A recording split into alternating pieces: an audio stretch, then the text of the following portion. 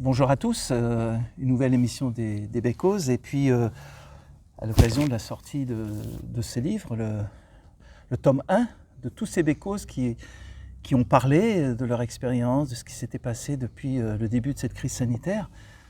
Finalement, cette crise sanitaire, quelle que soit l'opinion qu'on puisse avoir la concernant, quel gâchis, quel gâchis.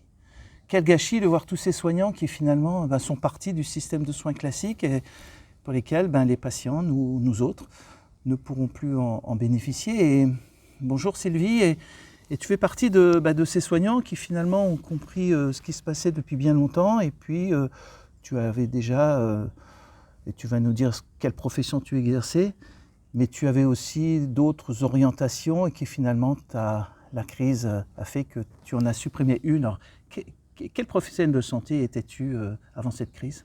Je suis chirurgien dentiste, je le suis toujours, même si je ne pratique plus. Et ça faisait plusieurs années que je faisais de l'acupuncture et de l'auriculothérapie, du coup ça m'a permis de pouvoir arrêter chirurgien dentiste.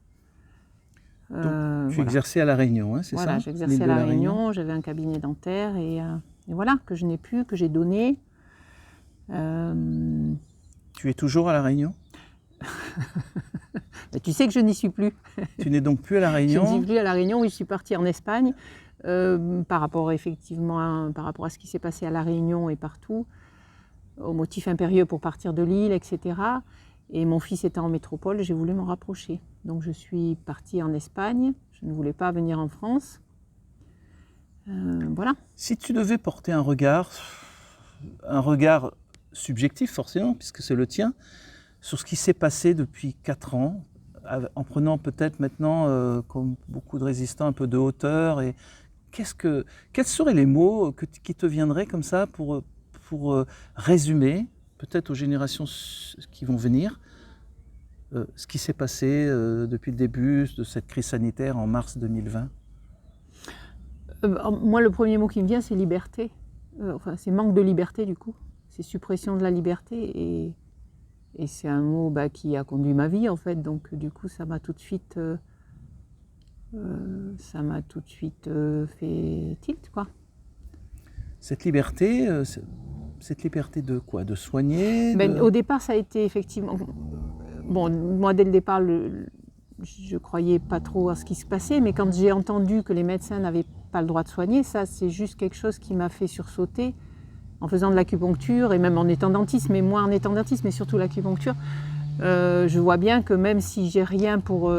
j'essaye, il faut toujours essayer. Donc c'est ce qui m'a le plus choquée en fait, au départ. C'est que les médecins n'avaient plus le droit de soigner et que je me disais, mais ça sert à quoi si les médecins ne soignent pas ? Qu'est-ce que c'est que cette nouvelle philosophie, les médecins ne soignent plus ? Ok. Comment quelles répercussions ça a eu, cette crise sanitaire, sur ton métier de dentiste au moment où tu pratiquais encore? Concrètement, quelles obligations avais-tu de distanciation par rapport aux patients pour des pathologies où a priori c'est difficile de soigner les dents à 3 mètres? On avait masque et gants, mais ça on a toujours eu, donc c'était pas nouveau. On a toujours eu, moi, ça fait 30 ans que je porte des gants et un masque en soignant les patients. Après, on a eu au début, on mettait carrément des visières en plus du masque. Il fallait mettre des trucs en plastique, être complètement protégé, mettre les pantoufles, des chaussures en papier pour rentrer. Enfin, c'était du délire, quoi. C'était du délire. Chose que je n'ai pas fait d'ailleurs, mais que j'ai fait pendant 1 semaine, 15 jours, puis je me suis dit, mais c'est juste pas possible. Parce que soigner avec le masque, la visière, on n'y voit pas, on transpire, on a chaud à La Réunion. On a chaud, on transpire. Moi, ça me faisait stresser. Du coup, quand on fait des soins, vaut mieux ne pas être stressé, vaut mieux rester calme et serein. Donc voilà. Et finalement, 4 ans après, il ne s'agit pas de voir s'il y a des regrets, etc. Mais comment maintenant, donc, ta vie aujourd'hui, ta vie professionnelle, peut-être financière, parce que c'est ce qui est arrivé, beaucoup de soignants ont eu du mal à joindre les deux bouts, sans rentrer dans les détails, et peut-être sans rentrer dans tes fonctions que tu as du mal peut-être encore à trouver dans ton lieu de vie, mais ta vie peut-être psychique, psychologique, spirituelle peut-être pour certains, quelle est-elle, si tu as envie d'en parler un petit peu ? C'est clair qu'au niveau financier, ça a complètement changé, c'est évident, mais non, je ne regrette rien. C'est la vie qui fait ça. Il y a des... Voilà, non, je ne regrette rien. C'est vrai que ce n'est pas tout rose, mais ça ne fait rien. Ça fait partie de ma vie, je pense. Et puis... En tous les cas, ce qu'on pourra retenir peut-être de cette crise sanitaire, c'est quand même toutes ces rencontres que nous faisons quasiment tous les jours.